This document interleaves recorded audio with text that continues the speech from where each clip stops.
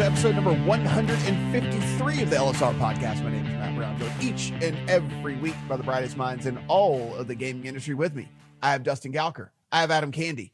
You can follow them on the Twitter machine for free, and you should, at Dustin Galker, at Adam Candy, 2 E's, no Y. And if you hate yourself, you can follow me at Matt Brown M2. Apple, Spotify, Google, Stitcher, all the different places you get podcasts. Do appreciate any subscriptions, ratings, reviews, all of that helps us climb those charts. And if you're watching on YouTube, thanks, welcome. Hit the subscribe button down below.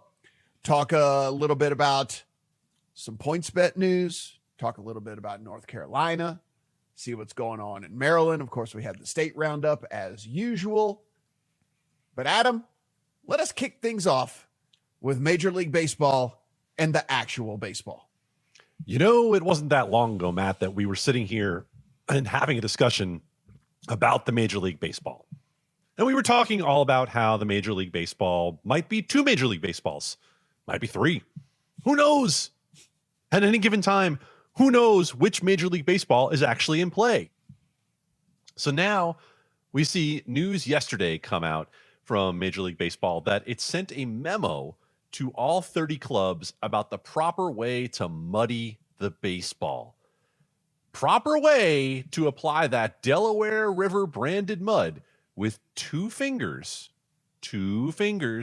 then roll it around in your hands for 30 to 40 seconds, then place it back in the box and back in the humidor and blah, blah, blah, blah. It's amazing what we go through to try to figure out what's going on. Now, why is this a story in terms of sports betting? Well, as we discussed a few weeks ago, there is plenty of chatter about whether Major League Baseball is messing with the ball. It wasn't flying as far early in the year. Now, all of a sudden, by mid-May, it's flying somewhat normally again. And there was a quote recently from Ian Kennedy, a longtime Major League pitcher, who said, "It's obvious they're not using the same ball. I'm not stupid. I've been a Major League pitcher for a long time."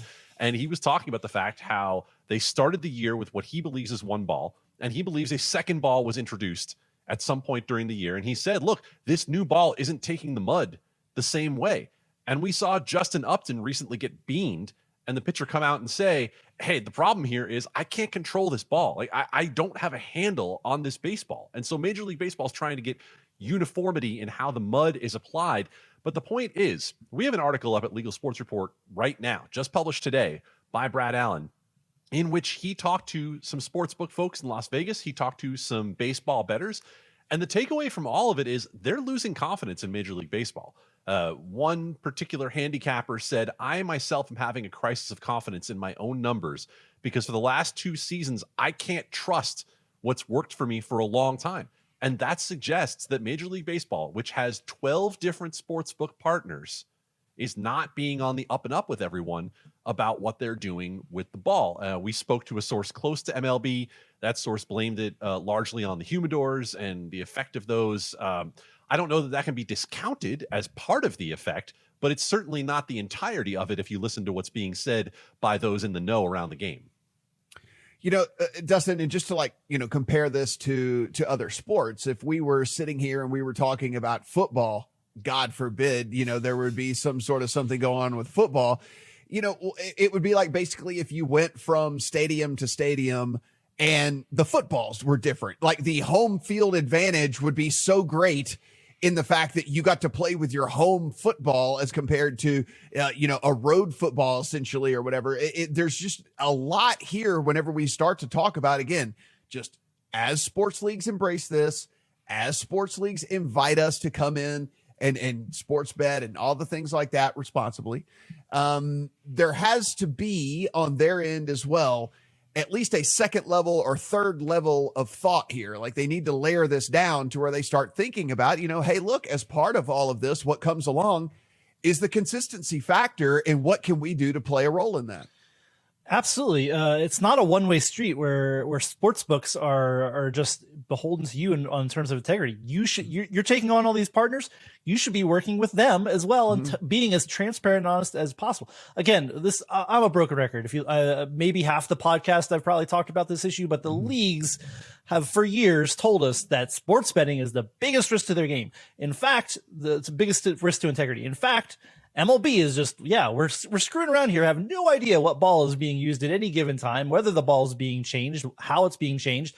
And sports betting and sports books are and again, and the underlying games themselves, let's be clear that the games are being affected by these balls. And then in turn, sports betting, it's again, the call is coming from inside the building when it comes to integrity. The sports betting has, we have had 4 years of legal sports betting. There's not been a major issue that we know of, at least, that has affected Major League Baseball, the integrity of the game on the sports betting side. What has happened is we have challenges with the ball and things like that. And it is just nonsense that for years, like, again, the integrity of the game comes down to, if you can't trust that what ball you're using, like, what are we even doing here? Like, this is not hard. And I understand getting the balls right is not, maybe not the easiest thing, like as Adam elucidated, but we should at least have some transparency on, has the ball changed? Like that's a bare minimum, whether you're a sports book or not. It feels like we should know that information from as fans and to trust in the integrity of of the baseball product that's going out there.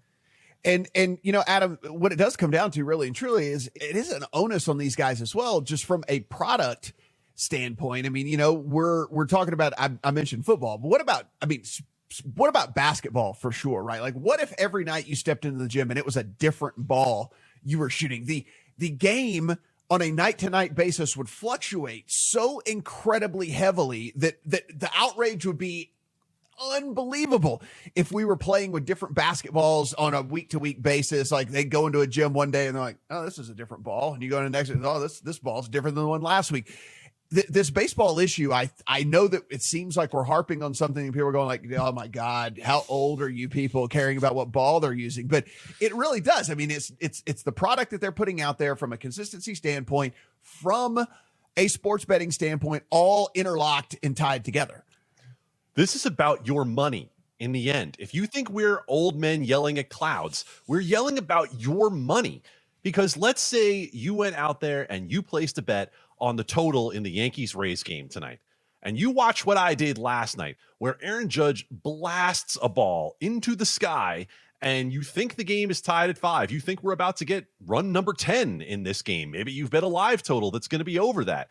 And the ball harmlessly drops into the glove on the warning track, and you're looking at the stats, and in the past, you say, well, 80% of balls that met this launch angle and this velocity were home runs, right? You're dealing with something where Major League Baseball is changing the game, changing the product, changing the outcome potentially of your bets, and not being straightforward with you about it. Matt, to use your basketball analogy, when the NBA changed the basketball in the last 12 months, they were very clear about the fact that they changed the basketball. There was nothing that was done under the table with this. And yes, players complained and eventually they adjusted. And there's plenty of evidence out there about the numbers about how the game was affected. Well, we have the evidence when it comes to Major League Baseball. In fact, no sport has better analytic information that can track what the baseball is doing than this sport. And so now you look and say, we can see it. We have the evidence. And Rob Manfred and company are out there saying, well, nothing's changed. Well, something's changed. Just be straight with us so we're not the ones filling in the gaps. Because in 2019, when we were doing the whole integrity fee debate, and Rob Manfred said, we are the ones who are the protectors of integrity of the game. Well, here's your opportunity. Show us. Yeah, I mean, Adam's got a great point. This isn't the 1980s anymore, where it's like, oh, the guy hit the ball pretty hard. Like, we know. Yeah. Like, there's people this is all they do. They get paid to do this, or they do it for fun, or John Boy or whoever, right? They're out there looking at this stuff, and you can tell, like, it's not like, yeah, we're being treated like kids at this point, like on this kind of stuff. Yeah, exactly. Be honest. And the other sports is a relevant thing. Like, we almost started an NBA Finals game with the rim at the wrong height, right? Like one side of the and I mean, that's a mistake. It got fixed before the start of the game, but like, to Adam's point, yeah, NBA is at least a little bit ahead of the curve on that front. Like, they told us the ball. Injury reporting is another one. Like, again, it all adds up to, it's a lot of lip service on integrity. The integrity of the game is so important, and then it's like it's only a good phrase for us when it matters, or we're trying to get what we want out of sports betting or whatever else. The rubber meets the road in actual integrity of the game and how that relates to sports betting, and the MLB is not even arguably, it's falling short. Yes, Adam, I'm on the homepage right now. of Baseball Savant, which Major League Baseball bought from the people who started Baseball Savant. And I'm looking right now at sweet spot percentage. I'm looking right now at slider movement angles. I'm looking at spin rates of curveballs and all of this. Like, yes, we know this data. This stuff is readily available. Do not pee on our legs and tell us that it's raining. It, in fact, is a beautiful sunny day. Yes, it is, in fact, a beautiful sunny day. Dustin, we talk a lot about PointsBet. We talk a lot about PointsBet whenever we talk about acquisition targets, possibly. Of course, we think that their app's pretty good. We think that their website is pretty good. We think that their offerings are pretty good. But, you know, that has yet to happen in this age of what looks like maybe some contraction. But what did we see some action with PointsBet here? We saw somebody take a stake in PointsBet. Pretty interesting. SIG Sports, part of Susquehanna, which is a financial group, is pretty big in the financial world, acquired a 12.8% stake of PointsBet for $66 million. Makes it the largest shareholder in PointsBet. Investing into the sports betting space when we've talked about things have been cooling off a little bit.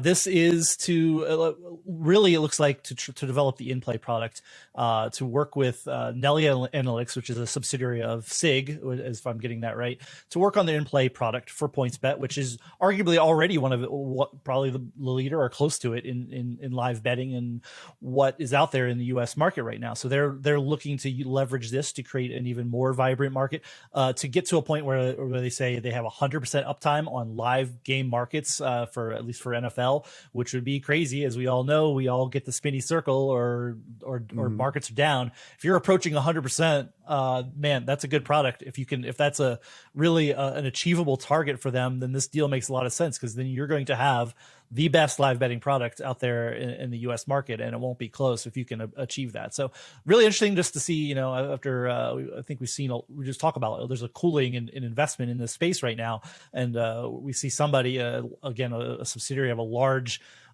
financial group getting involved in sports betting, and a company that, you know, has not yet reached its potential. It's interesting to see that we see some money pouring into the sector again. Adam, bold prediction. We will be doing this podcast in June of 2023, and PointsBet will still be an independent entity. You want my bold prediction on that? I'm going to say yes, just because of this investment in particular. I would have left them hanging out there as an acquisition target. I have another bold prediction in that space that I'll save for the appropriate time, but let's just say that we have a story coming on what ESPN's plans might be coming up soon. I think they might have another target in mind. But with regard to PointsBet, keep in mind this investment was made in the Australian, you know, parent company of PointsBet USA, with PointsBet down there, and it equates to, if you take the premium that was paid on their stock price in Australia, roughly a $500 million valuation on PointsBet, which I found interesting, considering that during the play-up situation, they wanted to value themselves at $450 million.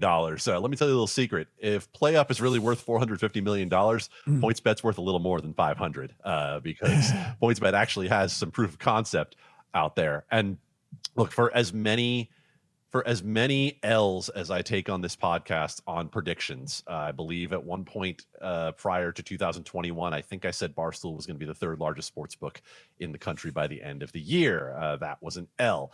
I did say a few weeks ago that I thought in-play might be the hook for PointsBet to get somebody to get more invested in this company, and that's what Susquehanna has done. They've said that the in-play was what they wanted, and PointsBet made a strategic investment in products. They purchased Bannock Technologies with the eye toward making their live betting the best product possible. During the NCAA championship, they were doing a live stream talking about their in-play products. Like, they've really gone out there and pushed that end of it to try to get people interested. And I think it goes to the discussion we had last week about FanDuel pivoting itself to talking more about products than just trying to go bells and whistles.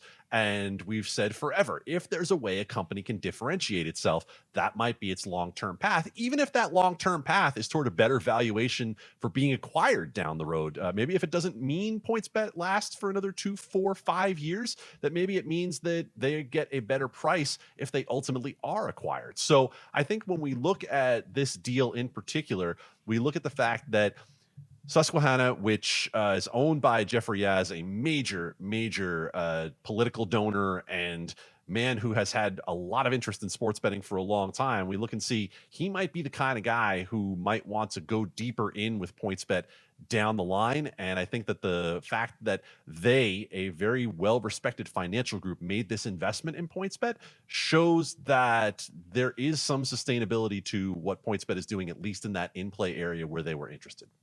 Before we head to North Carolina here, Dustin, did you think that you'd wake up on a Wednesday and find that a United States representative was asking about Dave Portnoy and why he can't go to football games anymore? Did you think that in your lifetime that there would be a United States representative asking why Dave Portnoy can't go to football games anymore? I mean, literally nothing shocks me in the world of politics anymore. Yes, it's ridiculous that this is even getting 5 seconds of airtime in the halls of Congress, but here we are, Dave Portnoy and the bar stool mentioned in a congressional hearing. Good times. It was something else. I bet Dustin is just loving this. Adam, let's talk about North Carolina.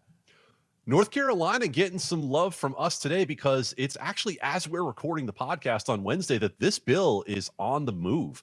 We've talked about North Carolina and the fact that it looked promising at the beginning of the legislative session here in the spring, and then all of a sudden it stalled. This is a bill that had already passed the Senate, but came over to the House side after last year and kind of died off. Now, the end of the session is June 30th. We're recording this on June 22nd. The bill got a House committee hearing yesterday, came through that committee, has already moved through one committee today, could have a vote on the House floor by tonight. Now, what they did in the first committee was essentially gut and replace the bill to increase the tax rate, to increase the license fee. Considering the initial tax rate was 8%, that's not terribly surprising, bumping it up to 15% with a license fee that doubles up toward $1 million. What's going to be interesting to see is, do they pass this bill in a form that needs to go back and be re-evaluated by the Senate, right?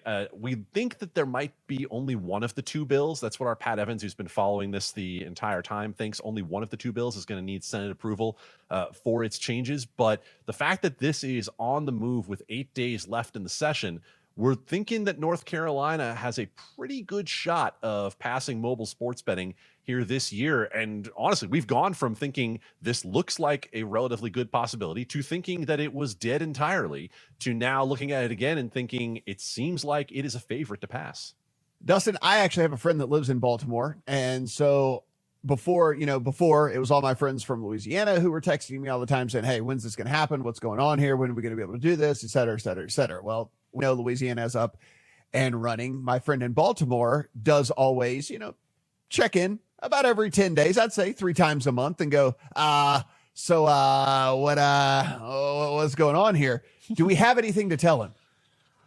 Not a whole lot. If you were a sharp trying to bet on the over/under of when Maryland would launch sports betting, online sports betting, you might have seen some sharp money come in on the under of whatever date you set. Obviously, there are no markets on this. Educational purposes only here at LSR. But the governor had said not that long ago, "Hey, get your freaking act together, launch online sports betting. This is ridiculous. We've been waiting around forever." I'm paraphrasing, obviously; these are not direct quotes. But and then so he's like, "Okay, there's this pressure. There was this meeting of the Sports Wagering Application Review Commission, and they basically said, well, you know what? That's nice, but we're really not doing anything. It's been basically said, yeah, this has been time consuming. Yeah, it's been frustrating, but we're doing the best we can. So basically, it's been the governor says get it going. The commission says so we're basically at status quo at this point. I mean, this might provide some pressure. There might be some things going on behind the scenes to get this going. But